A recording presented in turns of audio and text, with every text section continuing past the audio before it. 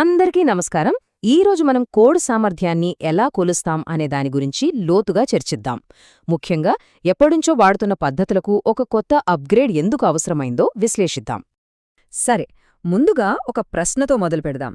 ఈ ప్రశ్న కంప్యూటింగ్ ప్రపంచంలో చాలా కాలంగా ఉన్న ఒక నమ్మకాన్ని సవాల్ చేస్తుంది.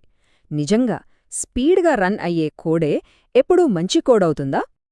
ఈ విశ్లేషణలో మన ప్రయాణం ఎలా ఉండబోతోందంటే, ముందుగా అసలు కోడ్ సామర్థ్యం అంటే ఏంటో చూస్తాం.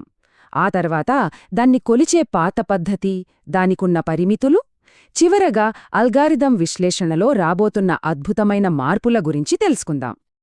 అయితే కోడ్ పనితీరును కొలవడానికి ముందు మనం ప్రతి సాఫ్ట్వేర్కు పునాదిలాంటి ఒక ముఖ్యమైన విషయం గురించి తెలుసుకోవాలి.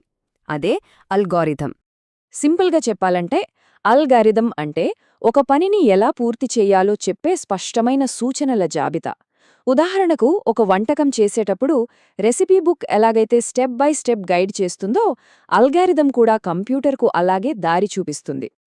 సరే, మన దగ్గర రెండు వేరువేరు వంటకాలు లేదా అల్గోరిథమ్స్ ఉన్నాయనుకుందాం. వాటిలో ఏది బెటర్ అని ఎలా చెప్పగలం? అంటే ఏ కంప్యూటర్లో రన్ చేస్తున్నాం, ఎంత స్పీడ్ ఉంది, ఇలాంటి విషయాలతో సంబంధం లేకుండా రెండింటినీ ఎలా పోల్చగలం? దీనికి సమాధానమే అసిమ్టోటిక్ విశ్లేషణ. దీని ప్రత్యేకతేంటంటే, మనమిచ్చే ఇన్పుట్ సైజ్ పెరుగుతున్న కొద్దీ అల్గారిథం పనితీరు ఎలా మారుతుంది, అంటే ఎంత నెమ్మదిస్తుంది అనేదానిపై మాత్రమే ఇది దృష్టి పెడుతుంది. ఒక అల్గారిథం ఎన్ని ఆపరేషన్లు చేస్తుందో చూపించడానికి ఒక చిన్న ఉదాహరణ చూద్దాం. ఈ ఫంక్షన్ని చూడండి.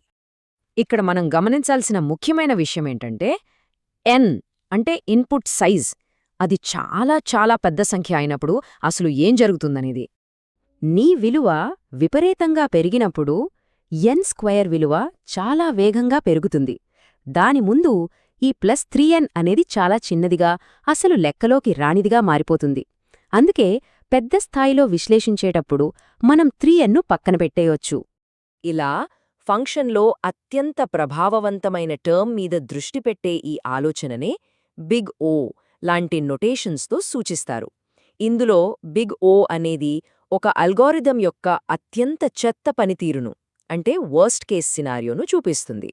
ఈ సైద్ధాంతిక భాష సహాయంతో కంప్యూటర్ శాస్త్రవేత్తలు చాలా క్లిష్టమైన సమస్యలను కూడా పరిష్కరించే పద్ధతులను తేలికగా విశ్లేషించగలుగుతారు. దీనికొక క్లాసిక్ ఉదాహరణ డివైడ్ అండ్ కాంకర్ పద్ధతి. అంటే ఒక పెద్ద సమస్యను చిన్న చిన్న భాగాలుగా విడగొట్టి వాటిని పరిష్కరించి ఆ తరువాత ఆ ఫలితాలను కలపడం. డేటాను సార్ట్ చేయడం నుండి ఇమేజ్ ప్రాసెసింగ్ వరకు ఎన్నో చోట్ల దీన్నే వాడతారు. కొన్ని దశాబ్దాలుగా అల్గోరిథం విశ్లేషణలో బిగ్గోకి తిరుగులేదు. కానీ ఇప్పుడు టెక్నాలజీ మారింది, ప్రపంచం మారింది. ఈ మార్పు బిగ్ ఓలో ఉన్న కొన్ని పెద్ద లోపాలను బయటపెడుతోంది. బిగ్ ఓ అనేది ఒక అంచనా మాత్రమే. అది కేవలం సిద్ధాంతం. కానీ నిజ జీవితంలో మనకు ఖచ్చితమైన ఫలితాలు కావాలి. ఇక్కడే సిద్ధాంతానికి వాస్తవానికి మధ్య గ్యాప్ వస్తుంది.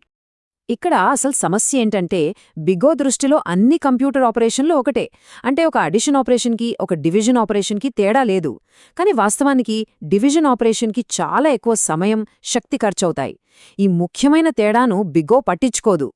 ఈ లోపాల వల్లే అల్గోరిథం సామర్థ్యాన్ని కొలవడానికి మనకొక కొత్త, మరింత సంపూర్ణమైన మార్గం అవసరమైంది. ఇది ఆధునిక కంప్యూటింగ్ అవసరాల కోసం ప్రత్యేకంగా రూపొందించబడింది. ఈ కొత్త విధానం కేవలం వేగాన్ని మాత్రమే కాకుండా 4 ముఖ్యమైన విషయాలను పరిగణలోకి తీసుకుంటుంది. అవేంటంటే, ఎంత సమయం పడుతుంది, ఎంత శక్తి ఖర్చవుతుంది, ఎంత డబ్బు ఖర్చవుతుంది, ఇంకా పర్యావరణంపై దాని ప్రభావమెంత. ఇందులో చాలా ఆసక్తికరమైన విషయమేంటంటే, మన లక్ష్యాన్ని బట్టి వేర్వేరు ప్రొఫైల్స్ క్రియేట్ చేసుకోవచ్చు. ఉదాహరణకు, ఒక మొబైల్ యాప్ తయారు చేస్తుంటే స్పీడ్ కన్నా బ్యాటరీ లైఫ్, అంటే శక్తి సామర్థ్యం ముఖ్యం. అప్పుడు శక్తికి ఎక్కువ వెయిటేజ్ ఇవ్వచ్చు. ఈ ప్రాసెస్ ఎలా పనిచేస్తుందంటే, ముందుగా కోడ్ను విశ్లేషించి అది ఎన్ని రకాల ఆపరేషన్లు చేస్తుందో లెక్కిస్తుంది. ఆ తర్వాత మనం సెట్ చేసుకున్న ప్రాధాన్యతలను బట్టి అన్నింటినీ కలిపి ఒక ఫైనల్ స్కోర్ను ఇస్తుంది. సరే, కేవలం స్పీడ్ అనే ఒకే స్కోర్ నుండి ఇలా సమయం, శక్తి, ఖర్చులాంటి పల విషయాలున్న స్కోర్కార్డ్కు మారడం భవిష్యత్తు గురించి మనకు ఏం చెబుతోంది? ఇది అసలు విషయాన్ని చాలా స్పష్టంగా చూపిస్తుంది. ఏంటంటే, ఇకపై బెస్ట్ అల్గోరిథం అనేదానికి ఒకే సమాధానం ఉండదు. అది పూర్తిగా మన అవసరాన్ని బట్టి ఉంటుంది. కొన్నిసార్లు ఫాస్ట్గా పనిచేసేది బెస్ట్ కావచ్చు, కానీ కొన్నిసార్లు తక్కువ ఖర్చుతో అయ్యేది లేదా పర్యావరణానికి మేలు చేసేది బెస్ట్ అల్గోరిథం అవుతుంది. ఇదొక వ్యూహాత్మక ఎంపిక అన్నమాట. ఈ మార్పు డెవలపర్లకు, కంపెనీలకు, అంతెందుకు మన భూగ్రహం యొక్క వాతావరణ లక్ష్యాలపై కూడా చాలా పెద్ద ప్రభావాన్ని చూపిస్తుంది. ఇది మనకు ఒక చివరి ఆలోచనను మిగిల్చింది. టెక్నాలజీ రోజురోజుకు మరింత శక్తివంతంగా మారుతోంది.